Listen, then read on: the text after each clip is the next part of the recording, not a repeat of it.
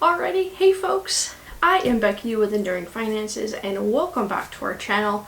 Today we are starting a new series that I'm going to be doing, and we'll see how it goes, where I break down my monthly budget. Now this is estimations on how much money I'm going to spend on food and expenses and estimations on income, and then breaking down the specifics to a certain degree. There'll be a little bit of anonymity, if that's the right word, for just protecting myself and other people. But let's get into what I am taking home. I am a 30-year-old female. I am single. I have no kids, no dependents, no anything like that. The only love of my life right now is Jackson, bless his little soul. And he costs me a little bit of money, but not too much, anything crazy like that.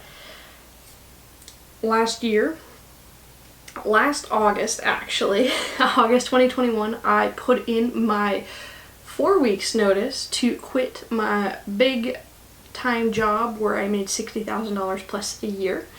I transitioned to part-time and then out of that role. So I've been on my own for almost a full year now, of making ends meet with the savings that I had built up to kind of buffer that, and trying to expand as far as different streams, different revenue streams, and that kind of came to a head this month, and I'll tell you why. Before we get into this, I have been coming to the realization that my numbers are not hitting where I hoped they would be.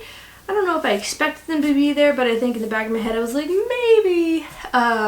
And so I had to make some hard choices and some hard decisions. And so I actually got a part-time job this month in August, and it's less than, I don't even think I'm averaging like 25 hours a week right now with it. It's in the mornings. It's a pretty, I really like it. It's a good job. I go in super early in the mornings. My boss gets in at 5, I get in at 6. We do the job. As soon as we hit what we need to hit for the day, I peace out and I go home and I do what I need to do. And I don't have to deal with any of the crap that rolls downhill. So one of the first days I took a van out, it broke down, and I was like, oh, I guess I better call my boss. And he was like, oh, we'll stay here. I'll have somebody come pick you up and we'll figure out what we're going to do. And you just do you. And I was like, cool. Which is a whole different ballgame from what I've been used to, and it's a very chill environment. My boss is fantastic. He's taken the time already to be like, what can I do better? How can I help you? What do you like? What's going on? And they've done very well, and for a part-time job in the mornings, it's pretty dang good. So I added that in at the very end of August. Partly because I knew I was getting close to that buffer. I crossed below what I wanted as far as additional savings to kind of help get through this time, and started eating into my emergency fund to stay afloat, and I knew that was not sustainable long term. And then here's a picture. Middle August, we had record highs, triple digits, just insanely hot, over 100, almost the entire month it feels like. And my AC unit went out, and I have 2 wall units that plug in, and the old one kind of got too hot, wasn't regulating itself, and melted to, here's a picture of that. So it's not longer usable, and I didn't have enough money to feel safe enough to fix that without putting myself in danger for the future end of this year. And so I used fans and all the kinds of things to kind of suffer through triple digit heats. But regardless to say, this is where we're at. This is why I got the part-time job, and I'm going to be completely upfront with information on far as expenses and income and all of that in a different way. So here is my lovely color-coded breakdown.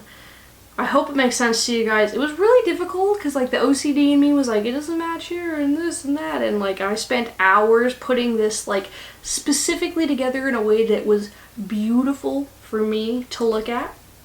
So if you don't like it, or there's something that I could change that would make it better for you guys, please let me know, because just winging it here. So let's get into my budget.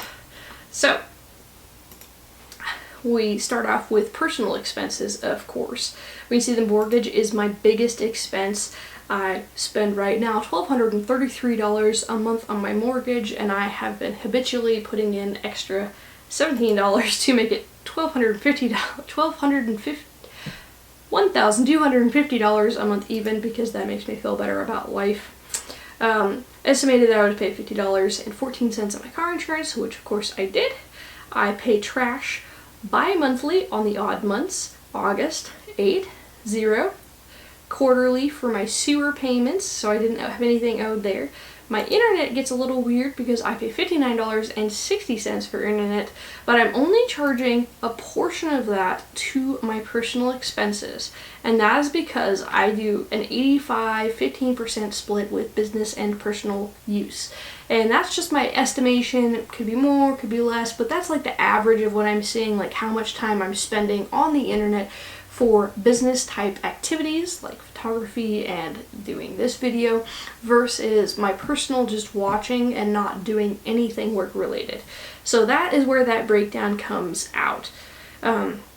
We did estimate $70 on water. I paid a little bit more for $83.19. And I should say here, the reason why I have it set up like this with this little line is because these are my set numbers. These are hard numbers that are designated for that year that I'm going to spend. And everything below this line is estimated. So these are hard numbers that I'm going to expect to see, and these are estimated. And so that's just like for me to know, understand that. There's no method to it other than that. I estimated $150 in electrical. I don't have any gas, so everything in my house is run through electricity. So it's going to be a little bit higher for someone that might have gas stove, gas furnace, that type of thing. We've paid $157.33 in that. So we are down about $7.33. And then we go into my spending, or I specifically am spending specific money. That's weird. So first one is gasoline for my truck. And I am estimated that I would pay $150 this month. Now, my business and my personal expenses are all falling underneath the same account. I am a sole proprietor, so it's all falling underneath me. I don't have an external account for anything yet. I will in the future, but as of right now, I don't. So they cross over a little bit because I'm using gas for work and for personal use. And I'm tracking all of that. Don't you worry, I'm not trying to jiff anything as far as the government or like that. I'm tracking all of this information and trying to give you accurate information. So we can look at my gas and my groceries and my eating out and all of these things broken down here in my spending breakdown. Yeah, we got fancy names here. So I filled up my tank 3 times, $60, $70, $55, but then we have a business added in for $66.75, and that comes from the expenses of my business. And we can see that here in my expense breakdown for gas, and I'm tracking that in a separate sheet that I won't show you because it tracks my mileage and the gas, the amount I'm paying for gas, how far and how long, all that. So it's a little bit more information like that. But this is how much money I spent specifically on the miles per gallon that I drove for business stuff in August. So we're going to add that back in here because we're taking out under business. Think smarter, not harder. We can look at groceries. I spent a whopping $500, way over what I estimated. Part of that reason is because this little buddy right here, I buy protein powder from Bear Performance Nutrition. If you don't know about them, they are an outstanding veteran-owned company, and they had a sale, and I stocked up on a lot of protein, $160 worth of protein. So that's where a lot of that is coming from, plus inflation and stocking up and preparing and all the things. As far as birthdays and holidays, we had 2 birthdays that I celebrated. I think I did really good on the second one, $8.03 as far as gifts and all of that. I also purchased 1 Christmas present for someone for $13.23. And then we had a family reunion at the beginning of August, and I paid $30 for our joint food for that. And yeah, so those are holidays as that. Eating out, we did twice. Once happens to be for a birthday meal, but we still ate out. So $25.17 for sandwiches, chips, apples, and all the good things. And then Jack in the crack, because I had medical stuff and I wanted a milkshake. So I went to Jack in the Box, paid $12.71 for a meal and a shake. As far as health and maintenance, I had a dental cleaning where I paid $101 out of pocket. I do not have dental insurance. And then I had a medical copay of $8 with the VA. And because I started my new job and I have had feet problems in the past, I bought 2 new pairs of shoes for $68.87. So that rounds up our personal expenses to $2,464.19. And we spent $151 more than I was estimating in total. So some of them were good, some of them were bad, but we're negative in that number. It was a big hit. So let's look at business expenses. So we have that internet, again, broken down by 85-15% split, where I took $50 as business expense for internet. And then we had our annual Norton security fee for $95. It was a penny less than that. So we paid $94.99 for basic security features on my laptop that I use for business work. And this is where it splits down between the two. I haven't, between finance and my photography, it's just a universal business expense there. And then we break it down into during finances, Holy Smokes photography, and the additional income that I would categorize under my head under the finance, because I talk about it during the finance, but neither here nor there. We'll break it up into separate. So Bluehost is my website software company thing that I use. We didn't have any fees due. And then I paid $12 for my podcast, Careers at a Glance, for it to be hosted out on the internet. So you can see it on Apple, all those things. So $12 for a business expense there. Holy Smokes photography was a little bit more. We paid $11.10 in fees for Etsy, $30.09 in marketing on Etsy. We paid $34.11 to print a photograph. And so we're down $75.30 in Holy Smokes photography. And then, of course, with the additional income, the different avenues that I'm making money, we use $3.30 of electricity. That is doing scooters. That is broken down on a separate spreadsheet that I will not show you guys.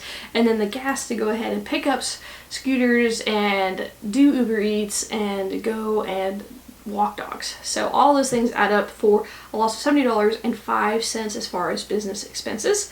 So add that all up together and we are down $302.34, which is right around what we estimated there. So those are our negatives. Now let's get into the positives. So we have our income breakdown. Now, I have a VA benefit that is fixed rate for 2022 of $467.39 a month. That is going to be a continual thing that increases every year with inflation. And then my new part-time job where I make $14 an hour, and I barely started it at the end of August with enough time to get one paycheck for like working 2 or 3 days. I can't remember what it was. So I estimated $120 because I didn't make enough. They didn't take out all the taxes because there's, tax laws. So I actually made $132.52 on taxes there. Then we have enduring finances where I made $1.92. Holy Smokes photography, $61.46, and then I made $1,036 in additional income. And we can look at the breakdown and my income breakdown. Whew, fancy names here. So we made from ads on my website $1.92 in the month of August. For Holy Smokes photography, we made one print sale for $59.99 and then $1.47 off of stock photos, bringing that to $61.46. And then as far as additional income goes, we made $530 donating plasma. We made $147.75 doing Lime scooters. We made $288.80 doing Rover, and that's dog sitting, dog walking, all the things. I'll show you some cute photos of the dogs right here because, who does not love dogs and cats and just animals in general? And then I made $72.23 off of doing Uber Eats. Mainly I'm kind of adding this in right now when I'm going to and from different Rover sites, because I have to go to the location to visit the dog or the cat or something, and I might as well pick up an order on my way and then pick up an order on my way back. So I'm trying to fit that in that best maximizes the time and the gas that I'm using. So bringing that total to $1,036. So our income between all of these was $1,659.25. We made more than we were estimating with the additional income. Rover did really good this month.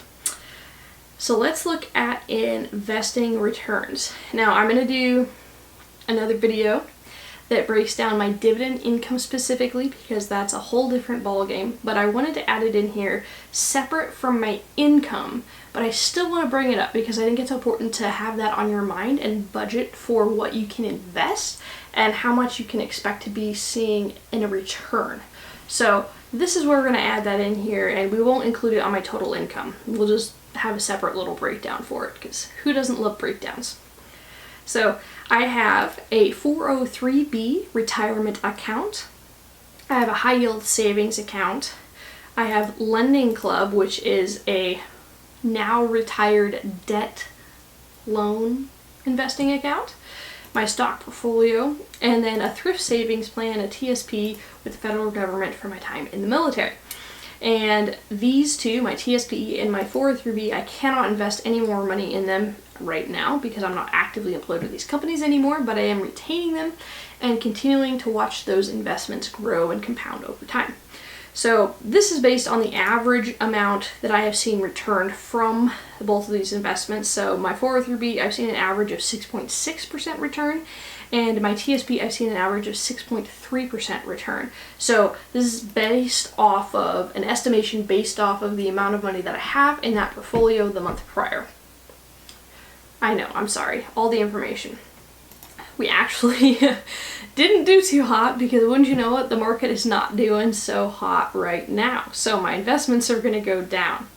So let's jump over and take a look at what we did. So the stock portfolio, we made $69.39 in dividends. We didn't have any stock trades that I did, and we didn't have any fees that I paid. So we took all that money home. Then we have my Lending Club, which is that debt I invested in other people's debts, loans that they were taking out that anybody could invest their money in and say, hey, here's $20, go pay what you need to, give me some interest back. So we made $7.69 in principal. So that's just giving them, that's just them giving me part of the original $20 back. I made $1.70 in interest, so a little bit on the top, and then recoveries because people default on their loans and they don't pay them, and then this organization goes and tries to get that money back, which are recoveries, which also include recovery fees and fees for them to handle the financial side of organizing all of that junk together. So we got $17.50 in recoveries, and then we spent $3.24 in fees for that organization, bringing the total to $23.65. Now my 403b, which is similar to a 401k, we saw a loss of $1,051.74, and we were not charged any fees for the month of August. Now my thrift savings plan, we also saw a loss of $284.12, and we were not charged any fees as well, bringing our investing returns to a loss of $1,240.99 when we were estimating to see a return of about $5,600. So not a good month as far as investments. We did get a good dividend of almost $70 though. So that wraps up the investing portion, and now let's jump into the total income. So with everything, we spent $2,766.53, and that is based off of my personal expenses and my business expenses added up together. We saw an income of $1,659.25, and that is just based off of the benefits, the part-time jobs, and all of the the different things there, not including the investment returns. So we took a loss of $1,107.28 in the month of August, which is why I needed a part-time job. And we can look at that again in a different way, because your mind might work differently than mine. We spent personal expenses, $2,400, and we made $1,600 for a loss of $800. As far as business goes, we spent $302, but we made $1,059 for a gain of $757. And as investments, we lost $1,237 and spent $3.24 on fees for a loss of $1,240. So August, not a great month, but that's okay because we get to try again and build up and build up and build up, and we have goals. Now let me show you some goals real quick. We got a little sidetracked at the beginning. So these are the goals that I have broken down. For 2022, I'm trying to rebuild my 3-month emergency fund because I dipped into it and we want to get it back up. So that is my only goal for the remainder of this year. And I already know I'm not going to hit this $3,000 saving. I'm not going to happen. As far as 2023, this is what I'm looking at. I'm going to continue to build my emergency fund back up to $10,000. I also am going to save money in order to put in an actual AC unit, not just a wall unit. And with that, I'm going to have to take out the wall unit, fix the hole in the wall, and I have 3 front doors. And so at the same time that I'm doing that, I plan on replacing the front door, putting siding and all the things in there. So we're looking at about $1,000 for that and $5,000 for the AC unit. And then I have a trip to Mount Rainier that I'm planning with a friend, and I'm estimating about $500 for that. So these are my saving goals for 2023.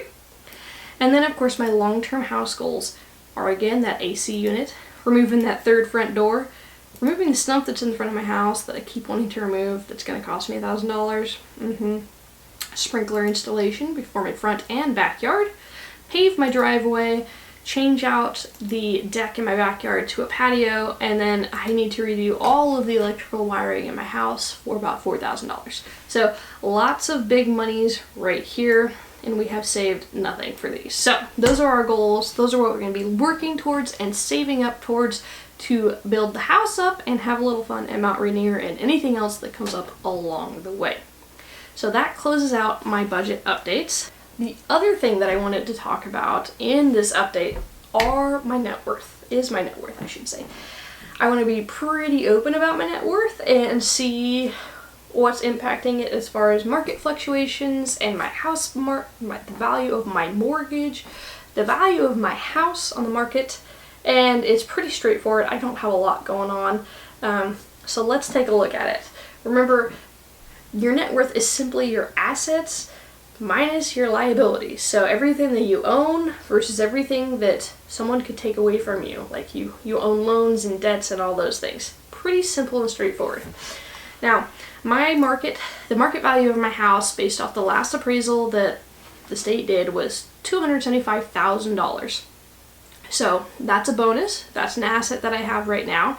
That goes in on this side.